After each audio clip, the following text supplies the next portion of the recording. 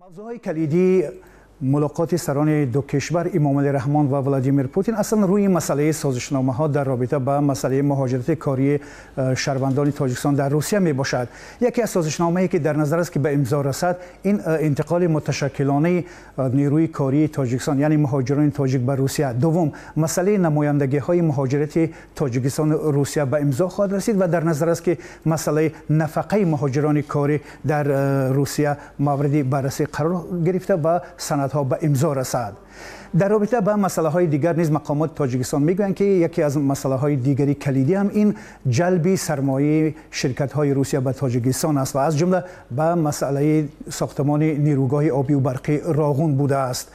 در ملاقاتی که ما با کارشناسان داشتیم آنها نیز روی همین مسئله تاکید کردند که در این نشست مهم همین مسئله اصلا مورد بررسی و در این دایره سندها به امضا خواهد رسید. ولی اگر ما نظر کنیم به اون هیئتی رسمی که همراه پرزیدنت رحمان به مسکو پریدند، قریب که اصلا همه اونجا بلوک اقتصادی هستند و این خود معنی اون دارد که بغیر از مسئله مهاجرت که اونم به اقتصادیات ربط دارد، باز مسئله های سرمایه گذاری شرکت های روسیه، سرمایه گذاری مستقیم شرکت های روسیه در تاجیکستان حتما که بررسی می شود، چون روسیه از نظر سرمایه گذارهای مستقیم در جای اول می ایستد در تاجیکستان. با پخش خبر سفر رسمی امامعلی رحمان به روسیه، برخی از کارشناسان و نمایندگان مقامات تاجیکستان و روسیه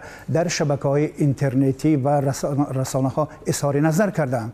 از جمله در یک صحبت قبلی به خیلی هم کوتاه که ما با سفیر روسیه در دوشنبه داشتیم، اون نیز نظر خود را و انتظارات خود را در رابطه با سفر امامعلی رحمان به روسیه و ملاقاتش با ولادیمیر پوتین را اظهار داشت و از جمله تاکید کرد که مسئله کلیدی این هم مسئله مهاجرت کاری شهروندان تاجیکستان به روسیه خواهد بود.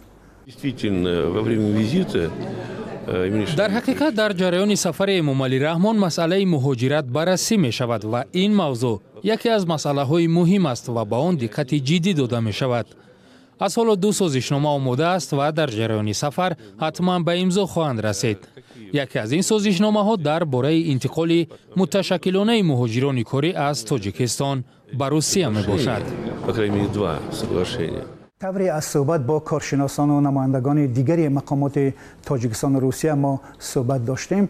آنها بیشتر روی مسئله مهاجرت تاکید کردند و این را هم باید گویم که امروز هم مهاجران کاری تاجیک در روسیه و هم خویشاوندان و پیوندان آنها در دوشنبه منتظر حل مثبت مسائل مهاجرت کاری تاجیک در روسیه می باشند.